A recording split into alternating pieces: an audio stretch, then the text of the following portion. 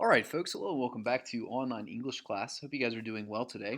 I should be speaking directly to the AP English language class today. There's a little bit different test and a little bit different test directions, so each class has their own video. Okay, so for you AP English language students, remember that your upcoming exam is on May 20th after we complete our work on Unit 6 by completing our test by Tuesday at 3 p.m. and then spend some time engaging in the drafting process for your quarter four essay.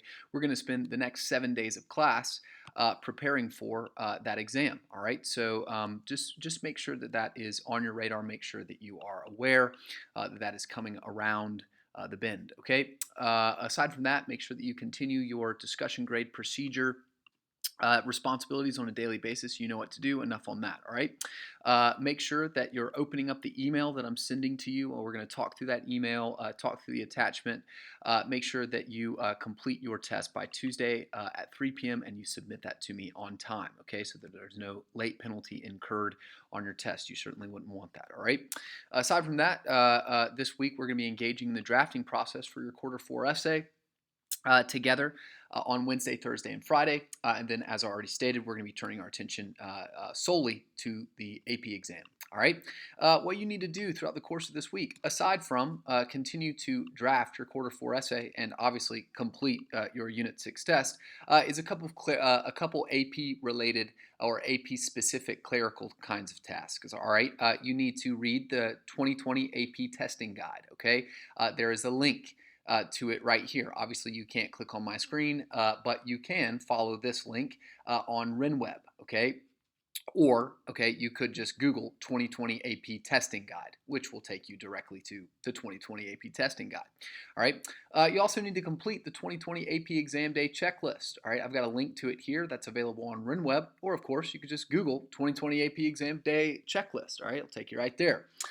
And then finally, by May 6th, you need to complete the testing demo. All right, there's a link to the testing demo, or of course, as I've already said, you could Google AP 2020 AP exam testing demo, and it will take you where you need to go. All right, so the links are provided on RenWeb for your clicking pleasure. All right. Aside from this, make sure that you are continuing your work on your quarter four essay, which we'll be talking about at the end of this week extensively. Okay, so let's turn our attention now to the email that was sent to you explaining your responsibilities for your test. Okay, so I've attached the Unit 6 test prompt. If you are watching this video, it probably would be wise for you, if you are not ready to start your test right now, to go ahead and pause it and return to this video when you're ready to start. Okay, the prompt, which is right here, okay, in your email, comes from a past AP language exam.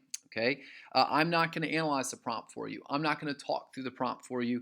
The prompt is self-explanatory. It assigns a task to you, and your job is to establish a reasonable response to that prompt using at least 3 to 4 of the sources that are included in the source packet to support your assertions. Okay, I would use 4 to 5, all right, sources in constructing your response. Okay, so do not refer to any sources outside of the prompt. Okay, so I'm just going to go ahead and delete this, right, because that might be confusing to you guys when you open up that email and you see that you're not allowed to refer to the outside sources. What I mean by that is you're not allowed to open up your textbook or Google things or ask anyone other than your brain and the sources that are in front of you, okay?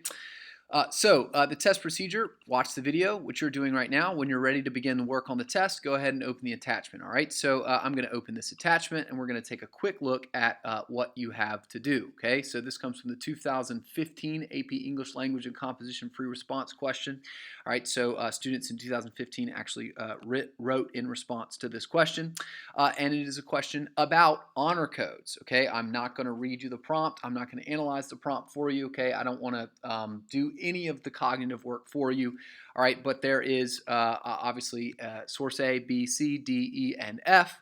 All right, when you are citing from the sources, you do indeed need to cite the sources, but as described in the directions, which you should read from beginning to end, you can cite the sources as source A in your parenthetical citations, or you can cite them as referring to the last names of the authors of those sources. Okay, so source A is a cartoon, somewhat interesting. Source B is obviously written in prose, along with C, D, E, which is a table or a chart, and finally F. All right, so a variety of different kinds of sources that you can engage with, some that offer quantitative data, some that are arguments veiled in humor and satire, but all of which should be useful in your construction of a reasonable response to this prompt. Okay, so make sure you spend some time with this. You do not have 2 hours or 40 minutes to work on this. I'm taking away the time constrictions because, again, you don't have those time constrictions on an exam that you're practicing for right now, because this portion of the exam has been cut.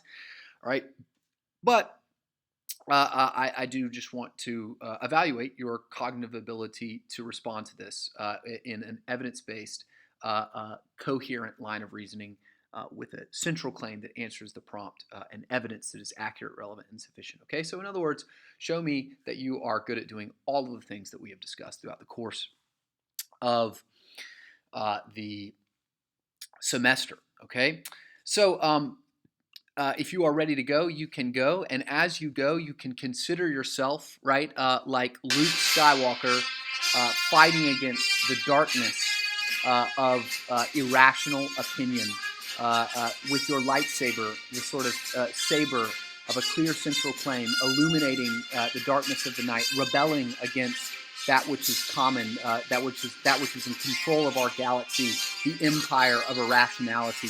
You, a sort of Jedi, wielding the force of logic, wielding the force of evidence, wielding the force of analytical and critical reasoning, will fight against that darkness. So go on into that dark night, bearing the sacred torch, bearing the sacred fire of reason.